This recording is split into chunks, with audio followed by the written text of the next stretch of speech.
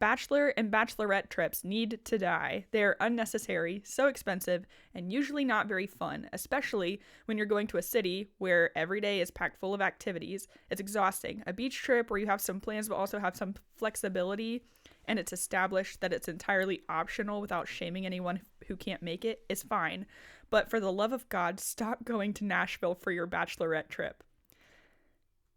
So I don't think we have a lot of experience with this because we don't usually see that part of it. While I do understand, like, I can see how a vacation might be fun, but also requiring people to go on that little vacation with you could be taxing on their wallets, especially if you're not all of the same financial situation. Yep. Like, that can be really hard if for some reason one of your friends is broke and they're self-conscious about it, or because of that they haven't told anybody and they can't actually afford it. Forcing them to do that is not very cool. So I get the appeal, but I think by looking at it through that lens, I would agree here that maybe that's not the best thing to do. Maybe just like a casual trip, come if you can, would be the better thing to do.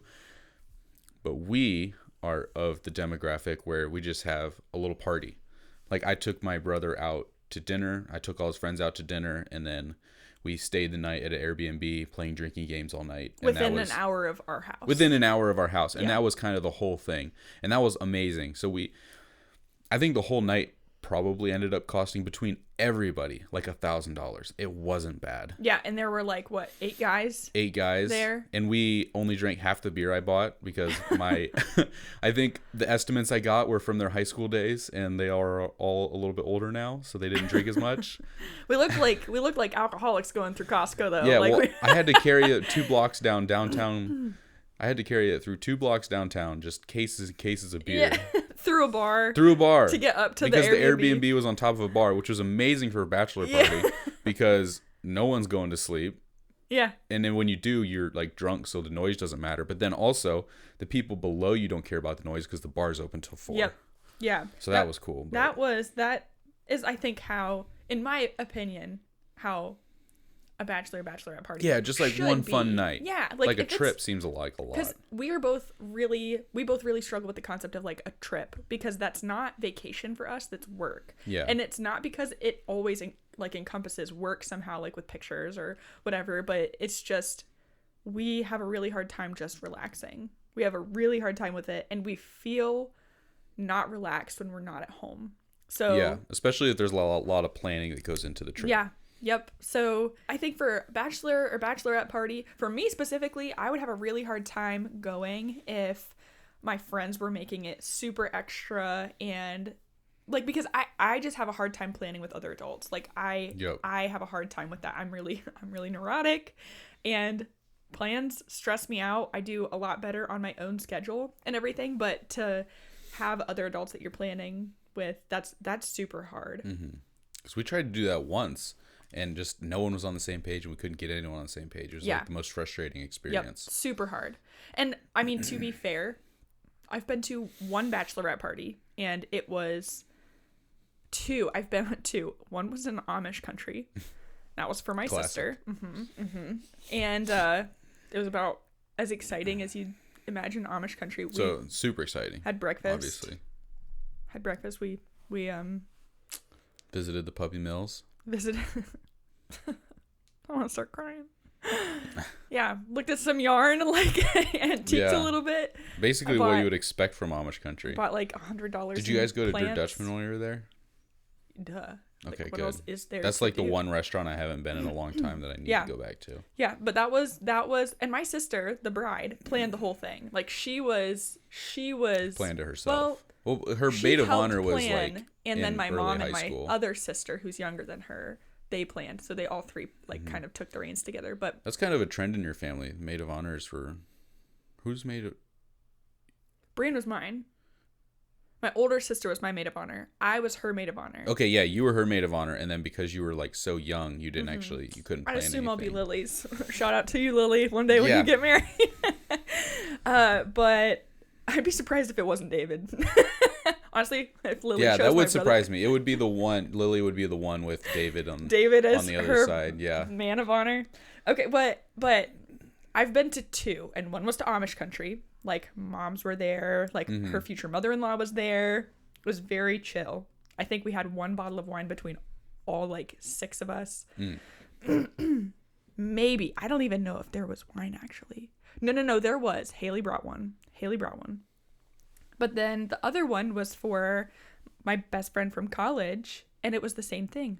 Moms, sisters, like, the bridesmaids, we all went to dinner, and then we, like, not everybody stayed, and then we just like hung out in her apartment and just like sat and talked. That was it. Like, it was very chill, super chill, and it was like not what I would envision. It was just, I think, what people do when they have like friends, and not what I think people do like as like a typical bachelorette party. Like, your experience is a little bit closer, but when we got married, we didn't have bachelorette parties because we were children, we were babies. But the idea of like planning was so foreign to us. We were trying to plan a wedding at 21. Like, we didn't know. Yeah. But I think that they can be fine. Like, you don't need to get rid of them, but you also don't need to make them like trips to Nashville or to the Keys or that something seems like crazy. A lot, because even when I was asking my brother's groomsmen for money, like, it felt like a lot to ask of them to pay for certain aspects of it, like of their share. Yeah. And I can't imagine asking someone to pay for their share of a trip to a different state for a couple of days. Like, I wouldn't be able to plan something like that. Yep. Like, asking that much of people, just because we have such a hard time with like planning anyway. Like, that's such stress on us. So to ask other people to do something that might be a little bit on the stressful side, or what we think is stressful, that'd be really hard. But I could see why you would want to do it. Like, it's a party with your friends. Like, I don't know why you would shame anybody for wanting to do that, but I think like the simple aspect of party with your friends, I think everyone would be on board with. It's you kind of have to cater a trip like that to the poorest person. Yeah. And you don't always know who that is, and you don't know how much poorer they are, and it's more of a money thing. You're asking a lot. You could be asking a lot, and you don't really know how much you're asking of each person. I think something that we haven't really read into here, but that's like important, is the fact that they said establish that it's entirely optional without shaming anyone who can't make it. Okay, why are we inviting people to be a part of our wedding party if we're not going to be good enough friends to be okay with them being to like be understanding when they can't afford a trip? Why are we friends with people who are shaming us for not being able to make it to a bachelorette party? I don't know. I think some people are friends with people that aren't genuine. I cannot believe that. I would never. I couldn't. Ooh, we should do a hot take, like an maybe us I edition. Don't have any friends. We should do like an us edition next time. Like literally, this made me think of that. I've seen so many people talk about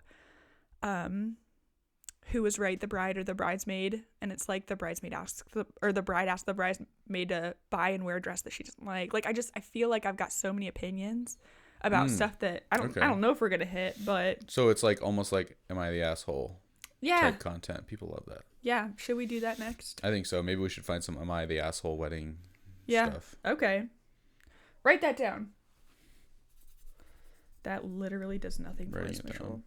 I will text you. Okay, so we've talked a lot about bachelorette parties. I feel like we almost like went off on like a weird tangent about what we did and whatever. But I just feel like the general vibe is like, don't expect people to be a part of it. Yep. Like, not everybody can afford it. Not everybody can afford the time, and not everybody can afford the stress.